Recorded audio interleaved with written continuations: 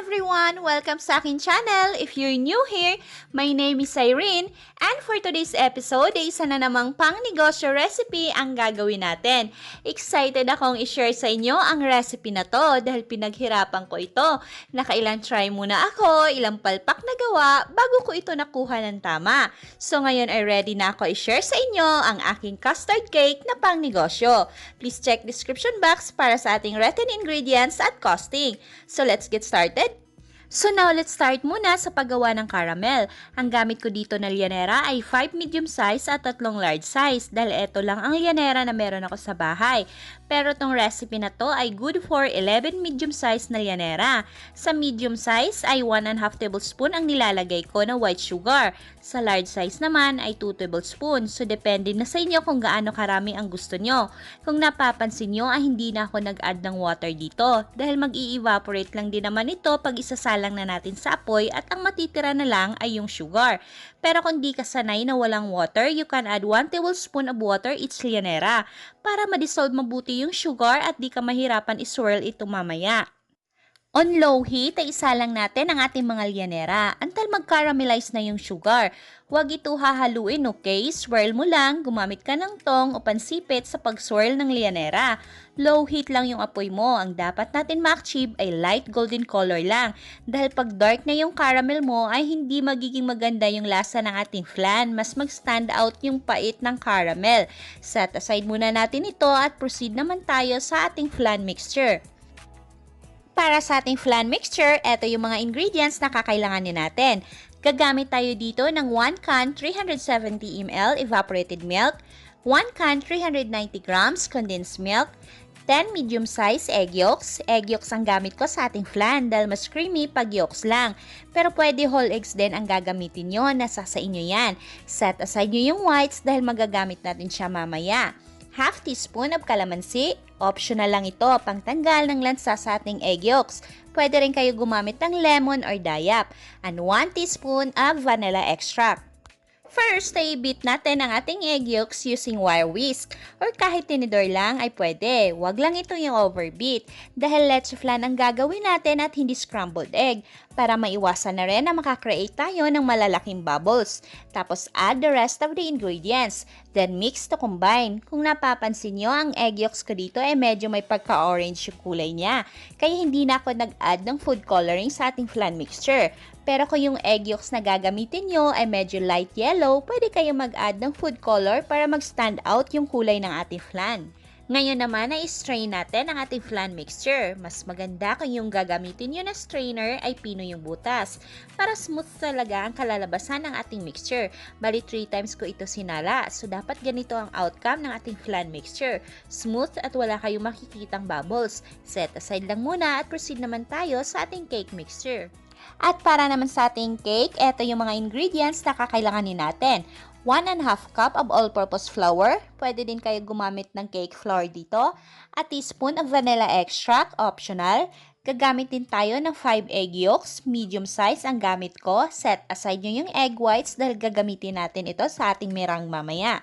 1/4 cup of vegetable oil. Pwede kayo gumamit ng melted butter or margarine. 1 cup of water. Guys, iba-iba yung absorption ability ng flour, okay? Different flours absorbs different amounts of water. So, adjust accordingly. 1/4 cup of white sugar. You can adjust according to your taste.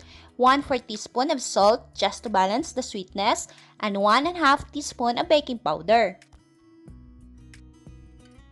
In a bowl, i-beat lang natin ang ating egg yolks. Then add in 1/4 cup of vegetable oil, 1/4 cup of white sugar, 1/4 teaspoon of salt, 1 cup of water, and a teaspoon of vanilla extract. Then mix until well combined na lahat. Now, sift naman natin ang ating dry ingredients. 1½ cup of all-purpose flour and 1½ teaspoon of baking powder.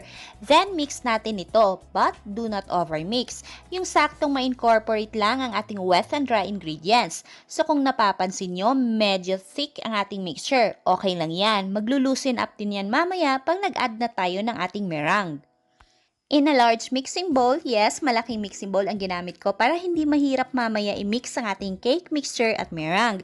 So make sure na dry ito. Importante na dry at malinis ang mga tools na gagamitin natin dahil yung egg white, bawal ito malagyan ng kahit konting tubig man lang or kahit na anong konting substance dahil pag ito ay nangyari, definitely ang ating egg whites ay hindi magra-rise or hindi magiging meringue.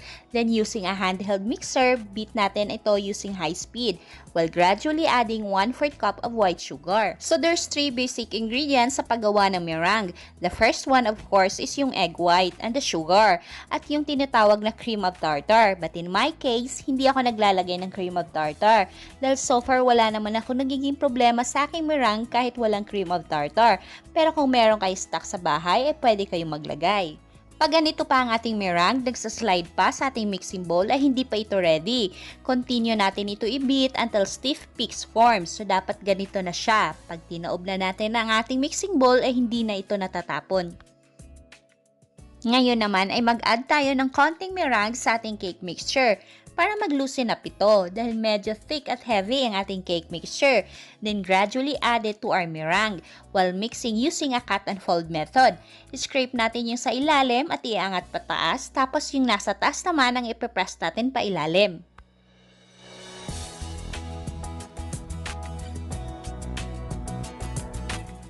So now na ready na ang ating cake at flan mixture, pwede na tayo mag-assemble.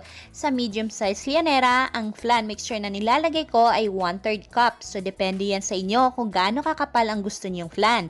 Sa ating large molder naman, ang nilalagay ko ay 1 cup ng flan mixture.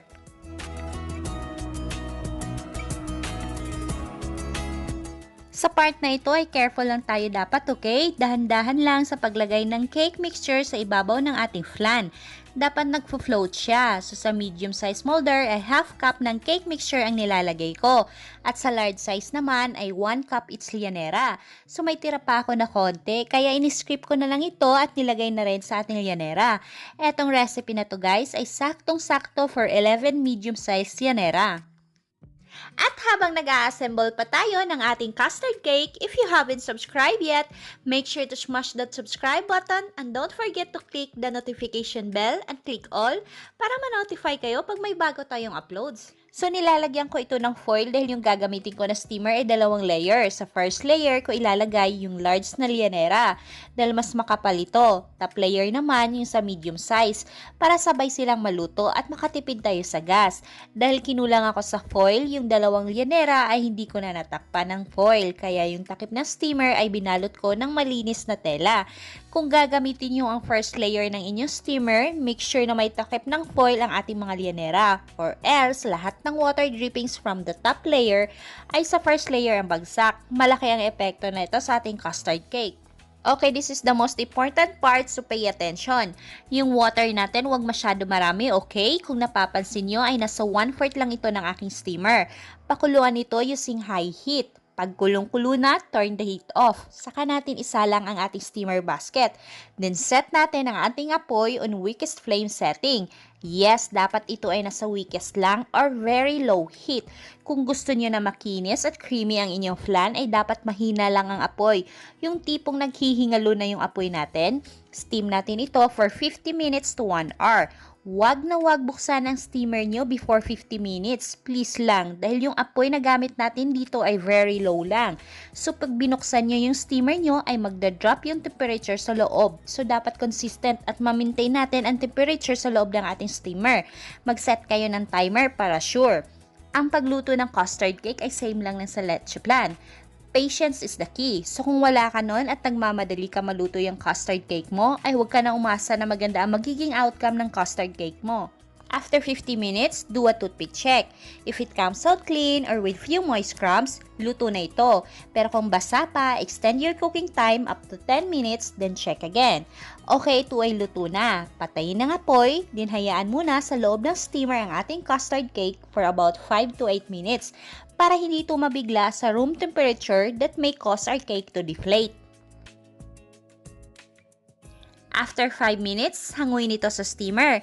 You don't have to let it cool completely before nyo ito i-unmold. As long as kaya nyo na i-handle yung init, pwede mo na ito i-unmold. Run a knife lang sa sides ng ating lianera. Di na itaob ito sa packaging na gagamitin nyo. Pwedeng clear pack or clamshell. Ang gamit ko dito ay 500 ml na clear pack. O diba, ang kinis ng ating flan, hindi siya kulubot. And I can guarantee you guys na ang creamy neto dahil egg yolks lang ang gamit natin sa ating flan. At ang ating cake naman ay fluffy at sakto lang ang tamis. Mas masarap ito pag chilled. So kung may order kayo para bukas, ay pwede mo ito gawin sa gabi, tapos lagay nyo muna sa chiller at i-deliver nyo kinabukasan.